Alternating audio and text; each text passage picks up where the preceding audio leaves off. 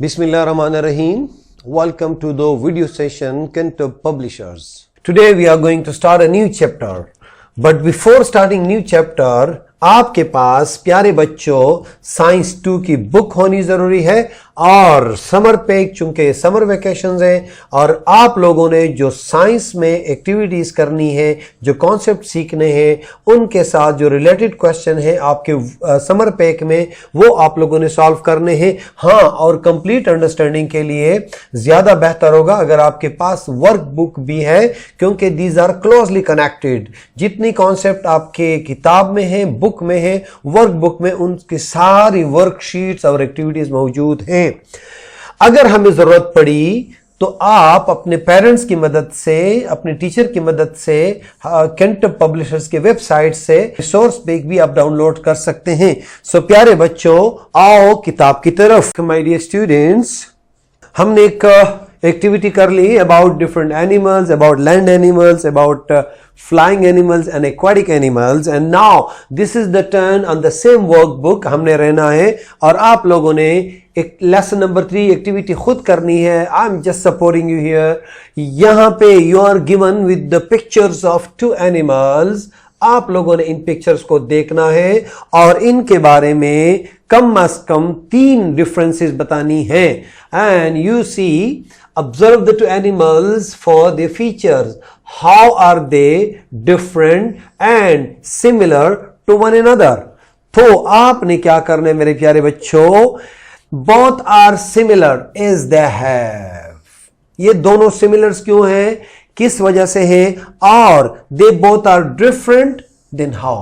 I mean, मैं थोड़ा सा यहां पे बच्चे हेल्प करूंगा आप लोगों की, और हेल्प मैं ऐसे करूंगा कि मैं आप लोगों को ये बता दूं कि दोनों एनिमल्स हैं या नहीं। ये दोनों मूव कर रहे हैं। और दूसरी बात ये कि डक कहां रह सकता है और फिश कहां रह सकता है, लेकिन इसी में इनके डिफरेंसेस भी हैं।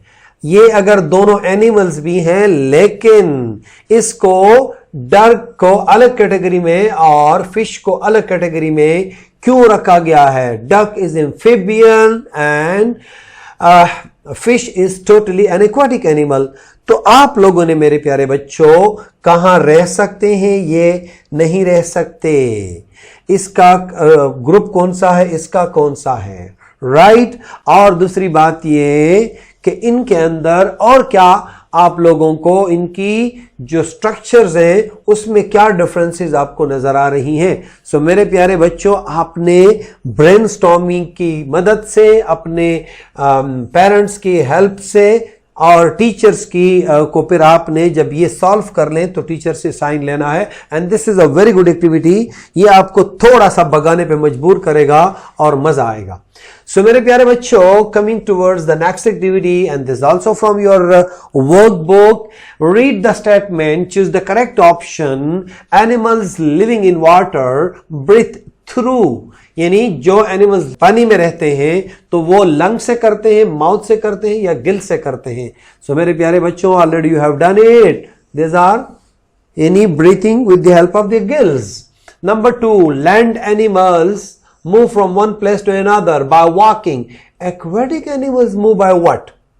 यानी वो जानवर जो पानी में रहते हैं प्यारे बच्चों, वो रनिंग करते हैं, स्विमिंग करते हैं या फ्लाइंग करते हैं? ऑफ कोर्स स्विम करते हैं। यहाँ पे मैं इस एक्टिविटी में मैं थोड़ी हेल्प करूंगा, आगे आप लोगों ने खुद करना है। And see the next one, identify the flying animals. ये आप लोग मुझे बताओ, सेल है, हेन है या एलिगेटर है? कौन सी चीज है? सो प्यारे बच्चों, hen can fly, not snail and alligator. So, coming towards the next activity, and this is to be done by you. और 3 सवाल है छोटे छोटे से। Answer the following question. How is fish different from cat? जिस तरह हमने पिछली एक्टिविटी में पढ़ा था, इसमें भी बड़ा आसान है। How is shark different from eagle? Name 3 water sources where aquatic animals live. पानी में क्या क्या मिलता है जहां पे aquatic animals अपनी lives गुजारती हैं? So मेरे प्यारे बच्चों, after having this activity, you have to write the same in your workbook and then show it to your class teacher. जब आप क्लास में जाओगे तो आपको ये सारे के सारे कॉन्सेप्ट आएंगे और आपको हमेशा appreciation मिलेगी and you will be thumbs up in your class. So best of luck my dear students. Allah Hafiz.